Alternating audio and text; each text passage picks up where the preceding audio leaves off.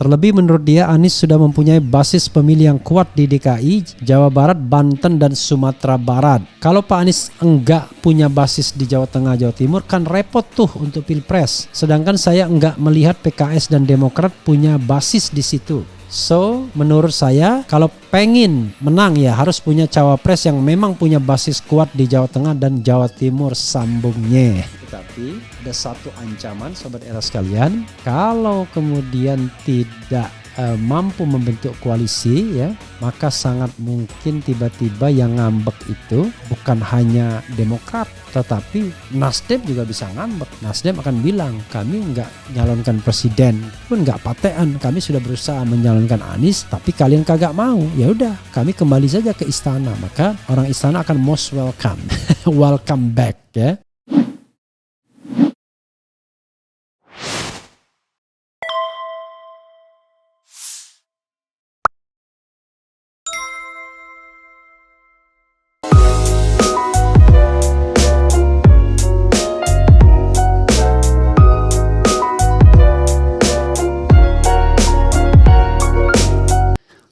Assalamualaikum warahmatullahi wabarakatuh. Sobat RH sekalian, jumpa lagi kita di channel yang keren ini. Keren cadas ya. Kita lanjutkan Anies-Anisan ya, soal yang terkait dengan poros Anies ini. Ini pandangan beberapa pengamat, bakal solid atau bubar jalan. Dan pangkal persoalannya adalah menentukan wakil presiden. Karena PKS dorong AHR, kemudian Demokrat dorong AHY. Dan tentu dengan logikanya sendiri ya. AHR berpengalaman 2 kali jadi gubernur, dan itu gubernur provinsi besar Jawa Barat. AHY moncer di sisi elektabilitas. Dan juga penampilannya jauh lebih muda dan trendy ya. Nah, coba kita layangkan polling dulu ya. Menurut Anda, biar saya ketik sendiri, sebaiknya cawapres Anies dari Demokrat atau PKS atau di luar partai pengusung ya. Oke. Menurut Anda sebaiknya cawapres Anies dari Demokrat atau PKS atau di luar partai pengusung? Dari Demokrat atau PKS, kemudian B dari luar partai pengusung. Jadi gitu ya Sobat Era sekalian. Menurut Anda sebaiknya cawapres Anies dari Demokrat atau PKS atau di luar partai pengusung? Dari Demokrat atau PKS, dari luar partai pengusung ya. 2 saja pilihannya, kita post. Nah, kita lihat ya bagaimana Sobat Era sekalian memiliki aspirasi. Oke, coba kita bacakan ya. Karena kalau calon koalisinya ngambekan, let's say yang potensial ngambek pasti Demokrat ya. Tiba-tiba dia minta jatah wapres sebagai harga mati, ya bisa bubar jalan koalisinya. Dan Surya Paloh sudah mengindikasikan dia tidak mau memaksa atau tidak akan memaksa. Artinya apa? Bagi Surya Paloh kalau dia tidak mau memaksa, itu ya kalau something happen dia kembali saja ke pelukan atau pangkuan istana yang lebih aman dan nyaman ya. Tidak membahayakan katakanlah banyak kepentingan dia dan kepentingan Nasdem. Termasuk juga bertahan di kabinet. Oke. Kita polling ya, menurut Anda sebaiknya cawapres Anies dari Demokrat atau PKS atau di luar partai pengusung? Coba ini kita bacakan pengamatan pengamat ya, namanya pengamat ya sukanya ngamat-ngamati. Jakarta, CNN Indonesia, Partai Nasdem, Demokrat dan PKS sibuk mencari bakal calon wakil presiden, cawapres pendamping Anies Baswedan di Pilpres 2024 mendatang. Ketiga partai telah membentuk tim kecil yang melibatkan perwakilan dari masing-masing partai demi mencari sosok yang pantas dan cocok menjadi cawapres untuk Anies ya. Oke, dan kemarin mereka sudah bertemu di rumah Anies Baswedan ya. Kemudian partai PKS ya itu mengajukan AHR Ahmad Heriawan, dan Demokrat mengajukan AHY ya, Agus Harimurti Yudhoyono. Bahkan AHY nyusul dalam pertemuan kecil itu dan sempat berbincang one-on-one dengan Anies Baswedan, dan ini tidak dilakukan oleh AHR ya. Coba kita lihat bagaimana pengamat melihat ini ya. Direktur Eksekutif Kedai Kopi Kunto Adiwibowo mengatakan pemilihan cawapres pendamping Anies menjadi ujian awal untuk menentukan hubungan partai Nasdem, Demokrat, dan PKS. Menurut saya memang ini jadi cobaan awal, jadi tidaknya koalisi ini. Kalau mereka bisa lolos dari ujian ini ya mereka bisa solid. Tapi kalau enggak ya bubar jalan, kata Kunto. Kunto menuturkan kondisi saat ini masih sangat dinamis untuk memperkirakan masa depan ketiga partai tersebut. Kata dia terlalu dini untuk meramal penjajakan koalisi tersebut. Masih sangat dinamis. Kita lihat saja KIB, Koalisi Indonesia Bersatu. Ada koalisi enggak ada capres. Gerindra PKB berkoalisi enggak ada capres. Ini Nasdem punya capres tapi enggak ada koalisi. Semuanya masih sangat cair ucapnya. Menarik ya. Ada koalisi enggak ada capres. Kemudian ada capres enggak ada koalisi. Tapi jangan lupa kalau Prabowo kan ada capresnya. Capresnya ya Prabowo. Jadi cuman masalahnya itu dengan PKB itu udah resmi atau baru penjajakan ya. Kita lihat ya. Terkait cawapres pendamping Anies, Kunto mempunyai saran agar posisi tersebut diisi oleh tokoh yang mempunyai basis kuat di Jawa Tengah dan Jawa Timur. Sebab menurut Kunto, dua provinsi itu mempunyai pemilih yang besar. Terlebih menurut dia Anies sudah mempunyai basis pemilih yang kuat di DKI, Jawa Barat, Banten, dan Sumatera Barat. Kalau Pak Anies enggak punya basis di Jawa Tengah, Jawa Timur kan repot tuh untuk Pilpres. Sedangkan saya enggak melihat PKS dan Demokrat punya basis di situ. Nasdem walaupun ada tapi enggak kuat, kata Kunto. So menurut saya kalau pengen menang ya harus punya cawapres yang memang punya basis kuat di Jawa Tengah dan Jawa Timur, sambungnya. Kunto pun menyatakan sosok cawapres itu tak harus dari partai politik. Menurutnya saat ini pemilih lebih mengasosiasikan diri ke tokoh dibandingkan ke partai. Sementara itu Direktur Eksekutif IPO ya, Deddy Kurniasha mengatakan hubungan partai Nasdem, Demokrat, dan PKS mempunyai peluang untuk bertahan terkait dengan kerjasama menyongsong pesta demokrasi 2 tahun mendatang. Apalagi menurut Deddy, Partai Demokrat dan PKS tak punya pilihan selain bergabung dengan Nasdem yang telah mendeklarasikan Anies sebagai capres. Peluang koalisi lebih mungkin dibanding pecah di tengah jalan. Hal ini mengingat Demokrat dan PKS tidak punya pilihan jika ingin ikut berkontestasi selain bersama Nasdem dengan capres Anies Baswedan. Kecuali PKS dan Demokrat tidak ikut dalam kontestasi, ujar Deddy. Deddy menyoroti pertemuan tim kecil perwakilan Partai Nasdem, Demokrat, dan PKS di mana Anies dan AHY terlibat langsung di dalamnya. Menurut dia pertemuan itu lumrah karena posisi cawapres merupakan keputusan penting yang akan menentukan kemenangan. Dia memandang sangat sulit menentukan sosok cawapres berasal dari internal ketiga partai politik tersebut. Bagi Anies, terang Deddy, sosok cawapres harus tokoh yang secara politik tidak sama capres. Sementara AHY ataupun kader PKS, Deddy menilai besar kemungkinan mempunyai kesamaan dengan Anies. Artinya apa yang dimiliki PKS dan Demokrat sudah ada pada Anies. Situasi inilah yang membuat koalisi sulit ditentukan cawapres dari kader masing-masing imbuhnya. Untuk memenangkan koalisi, Deddy mengatakan Partai Demokrat dan PKS harus berbesar hati dengan menerima tokoh di luar partai politik untuk menjadi cawapres pendamping Anies. Ia menyebut nama Panglima TNI Andika Perkasa. Andika jelas tokoh yang mampu membangun jaringan pemilih dalam waktu singkat, terlebih ia Panglima Militer.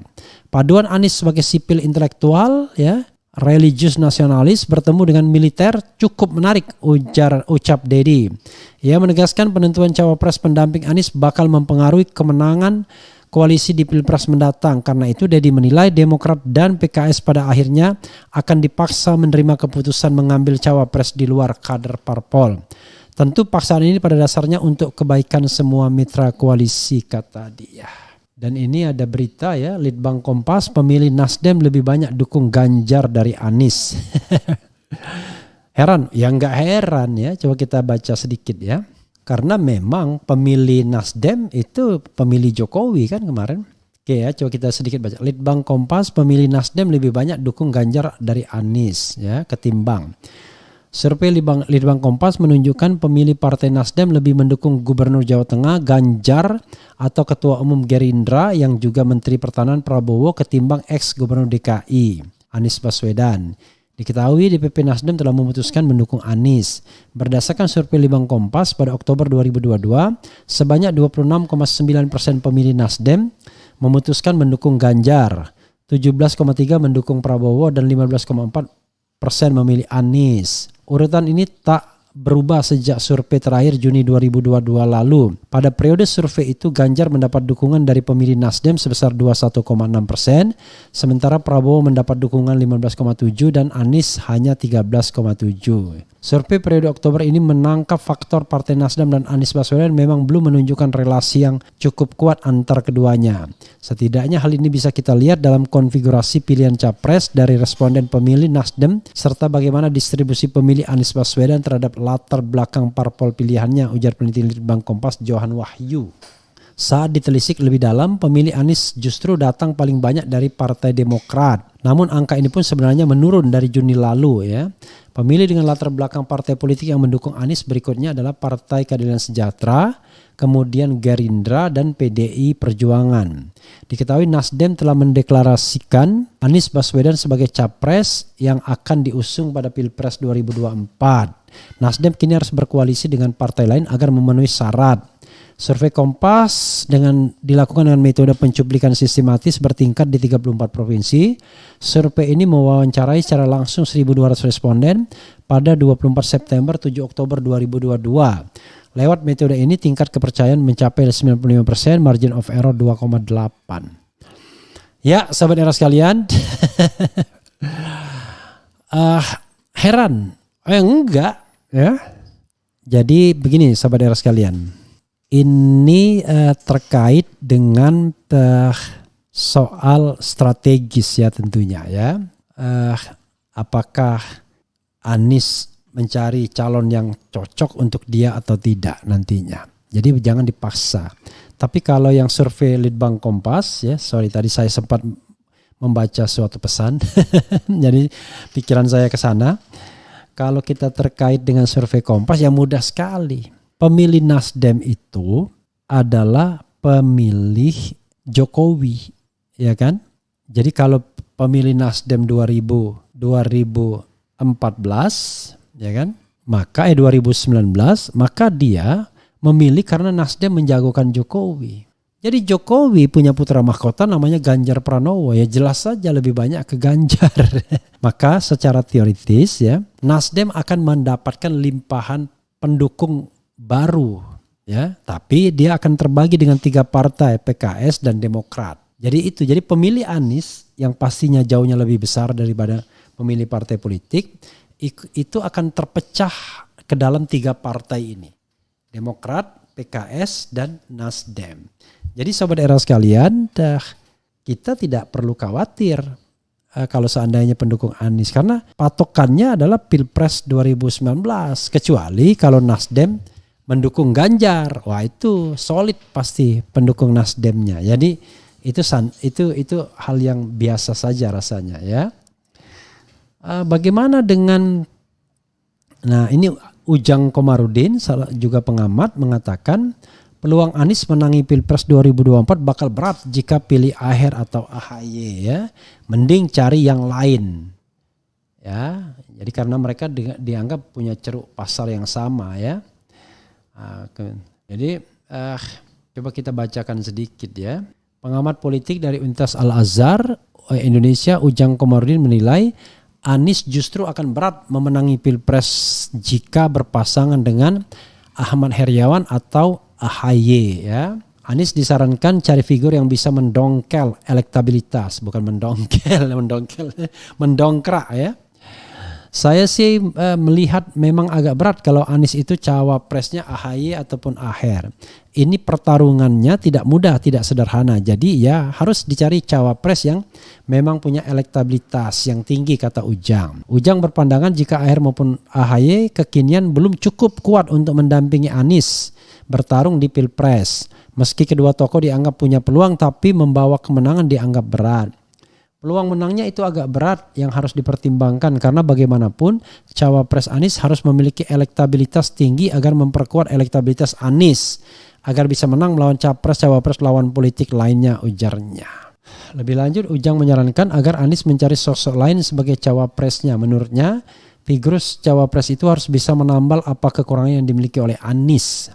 Terlebih harus bisa mendongkrak elektabilitas Anies yang kekinian dalam setiap hasil survei selalu masuk dalam urutan 3 besar. Figurnya harus yang bisa mengisi kekosongan Anies, menambal bolong-bolong Anies, dan bisa meningkatkan elektabilitas Anies. Jadi menambah kekuatan elektabilitas. Jadi kalau elektabilitasnya misalkan di 50%, ya cawapresnya harus tinggi juga, karena standar pertarungan di Pilpres itu kan elektabilitas. Jadi kalau rendah ya sulit untuk bisa memenangkan pertarungan sambungnya. Sahabat era sekalian, itu ya. Dan memang tentu menjadi pertanyaan, siapa sesungguhnya yang paling oke ya, yang paling yahud ya? Apakah Hovifah? Karena semuanya itu jangan on the paper, harus betul-betul dengan scientific proof ya. Ya kalau bila perlu dia menyewa lembaga survei dan kemudian melakukan survei di daerah-daerah tertentu yang kira-kira penduduknya banyak. Khusus untuk cawapres, disurvei aja. Kalau misalnya Anies AHY, Anies Hovifah ya, kemudian Anies siapa gitu, bagaimana hasilnya, kan kira-kira begitu. Jadi sudah objektif. Jadi bukan misalnya AHY sendiri, nggak begitu. Jadi Anies AHY, Anies Hovifah dan lain sebagainya. Tetapi ada satu ancaman sobat era sekalian, kalau kemudian tidak mampu membentuk koalisi ya, maka sangat mungkin tiba-tiba yang ngambek itu bukan hanya Demokrat, tetapi Nasdem juga bisa ngambek. Nasdem akan bilang, kami nggak nyalonkan presiden, pun nggak patean, kami sudah berusaha menyalonkan Anies, tapi kalian kagak mau. Ya udah, kami kembali saja ke istana. Maka orang istana akan most welcome, welcome back ya kepada Nasdem. Maka yang terjadi adalah 2 calon yang semuanya dari rahim istana, dan itu yang kita terus terang tidak akan mau kalau seandainya semua calon hanya berasal dari single stream. Ya, single stream itu misalnya dari istana saja. Jadi gitu sobat era sekalian ya. Bukan bermaksud untuk mendukung calon tertentu dulu, tapi kita melihat bahwa alangkah baiknya kalau Pilpres itu diikuti oleh stream yang berbeda. Jadi Ganjar mewakili fully istana, Prabowo separuh istana, separuh luar istana, Anies mewakili stream luar istana. Jadi pertarungan menarik ya, siapa yang akan dipilih. Kalau kepemimpinan Jokowi dianggap baik, maka orang akan memilih Ganjar. Kemudian kalau orang pengen nggak mau ekstrim, orang pilih Prabowo. Tapi kalau orang mau antitesis Jokowi, orang pilih Anies. Kan sederhana. Hanya memang harus dengan landasan Pilpres yang jujur dan adil. Kalau Pilpresnya curang, kita nggak usah ngomong. Malas kita ngomong. Karena kemenangan tidak ditentukan oleh kinerja pasangan calon dan timnya, tetapi oleh keterlibatan state apparatus terhadap proses berpemilu atau berpilpres. Nah itu yang tidak kita inginkan. Oke, Teguh Santoso, 2024 ini bukan persaingan antar kandidat presiden, tapi lebih ke persaingan antar oligarki. Ini persaingan antar Surya Paloh, Jokowi, Mega, Prabowo, karena persiapan oligarki lebih terasa dari presiden. Ya, cuman yang membedakan adalah satu-satunya oligarki yang terjun langsung adalah Prabowo. Itu kalau kita bicara oligarki politik ya. Sementara Surya Paloh sudah menentukan Anies sebagai jagoannya, sebagai petarungnya. Sementara yang belum adalah Jokowi dan Megawati. Apakah Jokowi dan Megawati punya tiket yang sama ataukah split tiket yang berbeda? Nah, kalau tiket yang berbeda berarti Mega akan mengajukan Puan, kemudian Jokowi melalui KIB mungkin Ganjar Pranowo. Sahabat era sekalian, sekali lagi ya, tidak masalah siapapun yang dipilih rakyat Indonesia sepanjang orang itu tidak takut sama oligarki. Jadi mampu mengendalikan oligarki, bukan dikendalikan oligarki. Satu. Yang kedua, pilpresnya jujur dan adil. Itu saja sahabat era sekalian. Dengarkan lagu ini. Ganti presiden. Wassalamualaikum warahmatullahi wabarakatuh. Ciao.